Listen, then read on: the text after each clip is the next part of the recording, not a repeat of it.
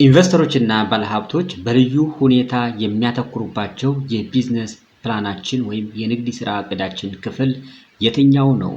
ይሄ የንግድ ሥራ ዕቅድ የፋይናንሻል ስቴትመንት ወይም የሂሳብ መግለጫዎች የምንላቸው ክፍሎች ናቸው።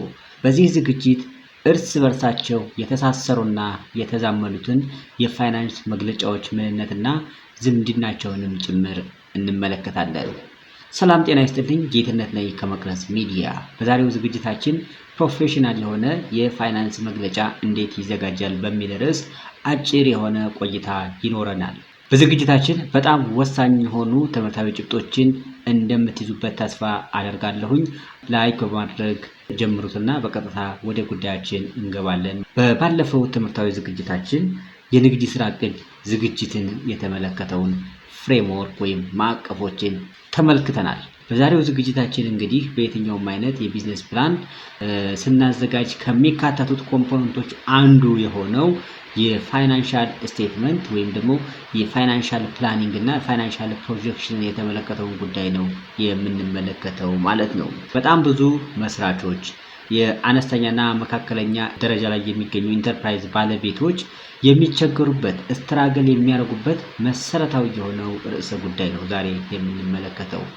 ይህም ሀሳባችን፣ እቅዳችንና ራዕያችን ወደ ትክክለኛና ፕሮፌሽናል ወደሆነ የፋይናንስ መግለጫነት የፋይናንስ ሞዴልነት መቀየር አለበትና ይሄን እንዴት እንቀይራለንና መቀየራችንስ ወይም ደግሞ በቢዝነስ ፕላናችን ውስጥ የፋይናንሻል ፕላኒንግ የፋይናንስ መግለጫዎች ምን ጥቅም አላቸው፣ ለምን ያስፈልጋሉ የሚለውን ጭምርም ነው የምንመለከተው ማለት ነው። እንግዲህ የፋይናንስ መግለጫዎች ሲዘጋጁ የመደበኛ የሂሳብ አያያዝ ማዕቀፎችን የተከተለ መሆን መቻል አለበት።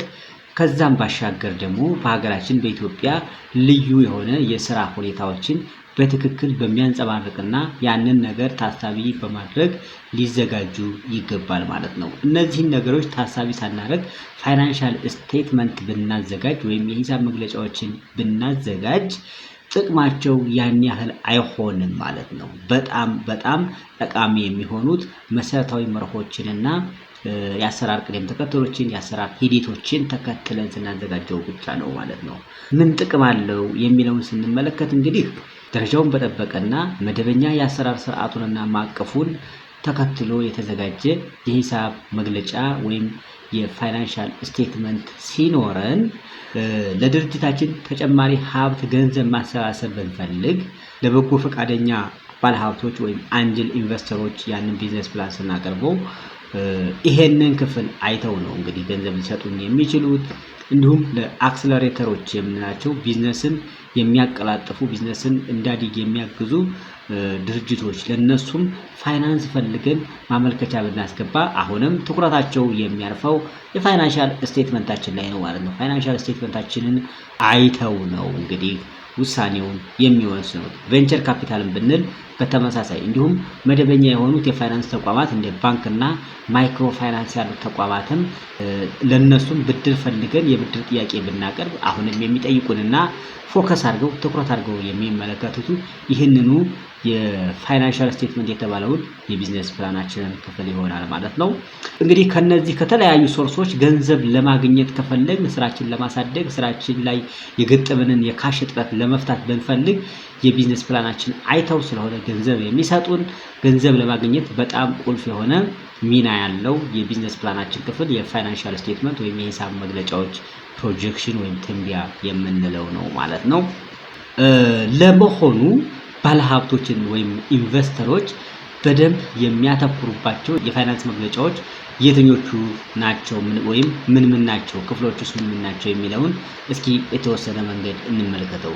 ለአንድ ስታርታፕም ሊሆን ይችላል አነስተኛ ወይም መካከለኛ ኢንተርፕራይዝ የሚዘጋጅ ሙሉ የፋይናንስ መግለጫ ፓኬጅ አለው። እነዚህ ፓኬጁ ምንድነው? እርስ በርሳቸው የሚተሳሰሩና የሚዛመዱ ሶስት ዋና ዋና የፋይናንስ መግለጫ አካላት አሉ።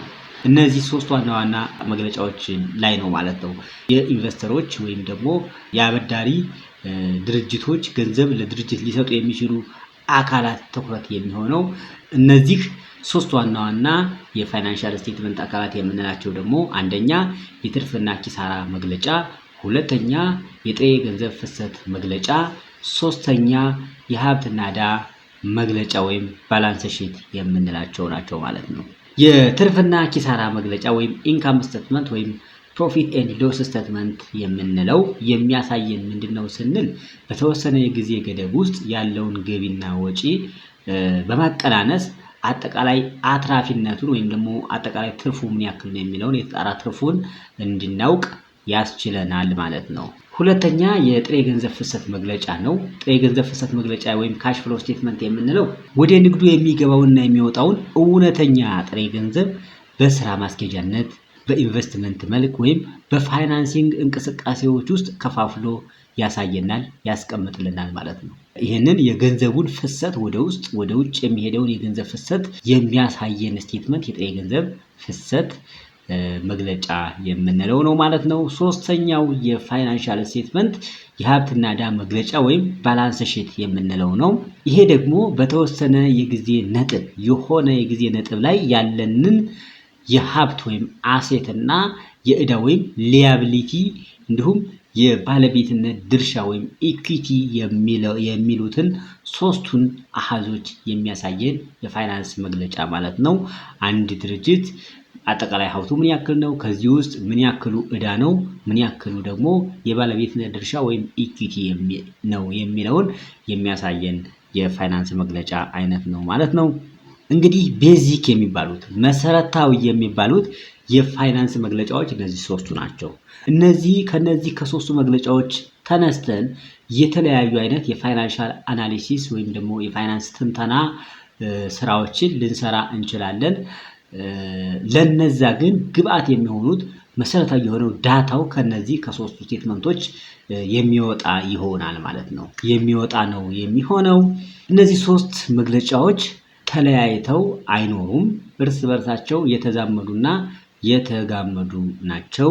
ለምሳሌ ከገቢ መግለጫዎች ወይም ደግሞ ከትርፍና ኪሳራ መግለጫዎች የሚገኘው የተጣራ ገቢ ወይም ኔት ኢንካም የምንለው ወደ ጥሬ ገንዘብ ፍሰት መግለጫ ላይ በቀጥታ ጥሬ ገንዘብ ተብሎ ይሸጋገራል ወይም ይተላለፋል ማለት ነው። ከጥሬ ገንዘብ ፍሰት መግለጫ የሚገኘው የመጨረሻው ጥሬ ገንዘብ ደግሞ ወደ ሀብትና ዕዳ መግለጫ ሂዶ እንደ ጥሬ ገንዘብ ሀብት ተብሎ ተመዝግቦ እናየዋለን ማለት ነው። እነዚህ ሶስቱ እርስ በርሳቸው የሚተሳሰሩና የሚገናኙ የፋይናንስ መግለጫዎች መሆናቸውን ለማስረዳት ያክል ነው። እንግዲህ ክቡራንና ክቡራት የዛሬው ዝግጅት ይሄንን ይመስል ነበር። በጉዳዩ ዙሪያ ሀሳብ አስተያየትና ጥያቄ ካላችሁ መጠየቅ ትችላላችሁ።